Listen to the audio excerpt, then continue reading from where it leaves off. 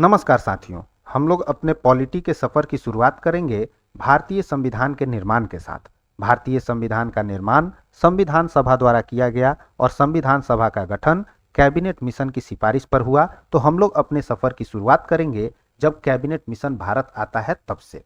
ठीक है, तो 1946 में क्या होता है, तो 24 मार्च 1946 को कैबिनेट मिशन भारत आता है। इस कैबिनेट मिशन में कितने सदस्य थे, तो इस कैबिनेट मिशन में 3 सदस्य थे। इसके प्रमुख थे पैथिक लॉरेंस और बाकी 2 सदस्य थे स्टेफोर्ड क्रिप्स और एवी अलेक्जेंडर। ठीक है, अब ये कैबिनेट मिशन जब भारत आता है तो इसके सिफारिश पर 389 सदस्य का 389 मेंबर्स का संविधान सभा का गठन होता है। ठीक है, आगे की बात को समझेंगे।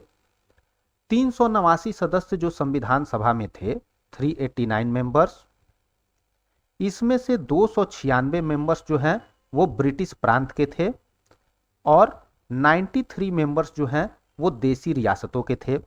अब आपके दिमाग में एक सवाल उठना चाहिए कि ये ब्रिटिश प्रांत और देसी रियासत क्या है। तो ब्रिटिश प्रांत भारत का वो एरिया हुआ जो कंप्लीटली ब्रिटिश के अंडर में था और देसी रियासत भारत का वो एरिया हुआ जो कि छोटे छोटे राजा महाराजाओं के कंट्रोल में था। ठीक है, और इस 389 मेंबर्स में से 15 जो है वो फीमेल मेंबर्स भी थी।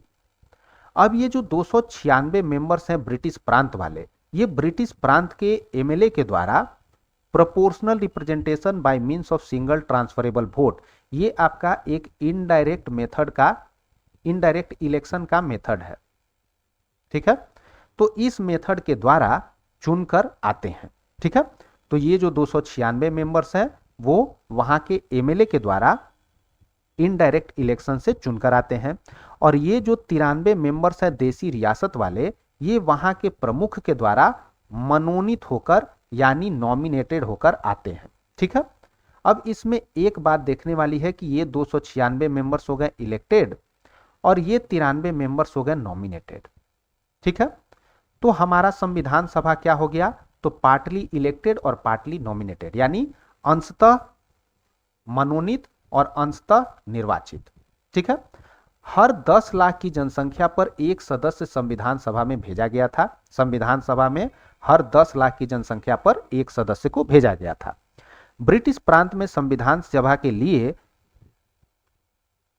चुनाव जुलाई 1946 में हुआ और नतीजा अगस्त 1946 में घोषित हुआ। ये जो 296 मेंबर्स ब्रिटिश प्रांत के चुनकर गए थे इनडायरेक्ट इलेक्शन द्वारा, उसके लिए चुनाव कब हुआ, तो जुलाई 1946 में, और रिजल्ट कब आया, अगस्त 1946 में। अब रिजल्ट क्या आया देखेंगे। आईएनसी यानी इंडियन नेशनल कांग्रेस,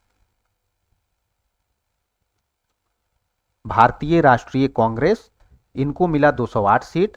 एमएल यानी मुस्लिम लीग, इनको मिला 73 सीट। छोटी छोटी पार्टियों को 7 सीट और स्वतंत्र उम्मीदवार जो लड़े थे वो 8 चुनकर आए। आगे चलेंगे।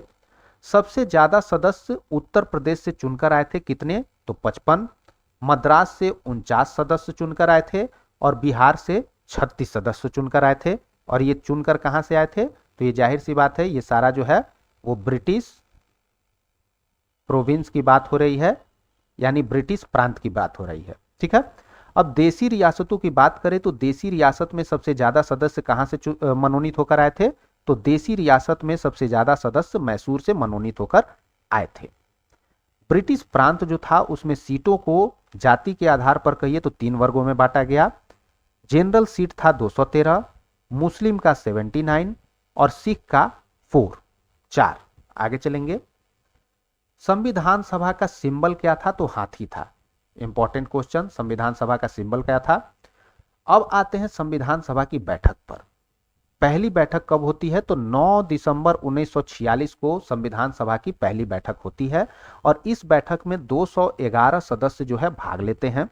कौन कौन भाग नहीं लेता है, तो मुस्लिम लीग और देसी रियासत के सदस्य भाग नहीं लेते हैं। ठीक है, अब यहां पे डेट पे जरा गौर करेंगे, ये कब का डेट है, तो 1946 का।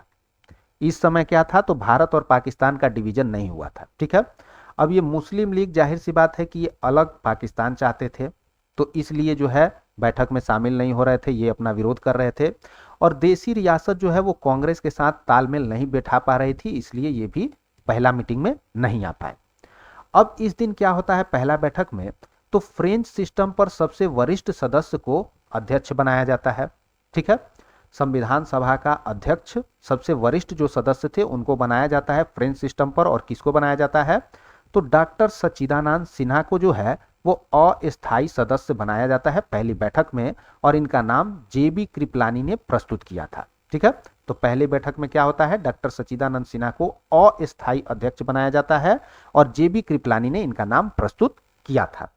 दूसरी बैठक की ओर चलेंगे, तो दूसरा बैठक होता है 11 दिसंबर 1946 को, और इस दिन संविधान सभा का स्थायी अध्यक्ष को चुन लिया जाता है। किनको, राजेंद्र प्रसाद को। उपाध्यक्ष कौन है, तो HC मुखर्जी और VT कृष्णामाचारी। सचिव कौन है, तो HVR अयंगर और संवैधानिक सलाहकार BN राव। ठीक है, तो इतना काम किया जाता है कब, सेकेंड मीटिंग में, जो कि हुआ 11 दिसंबर 1946 तक। तो आज की कार्रवाई यहीं तक। अगले क्लास में हम लोग थर्ड मीटिंग के बारे में पढ़ेंगे और उससे आगे की बातें करेंगे। वीडियो यदि पसंद आए तो लाइक एंड सब्सक्राइब करें चैनल को। Thanks for watching students, bye, have a nice day.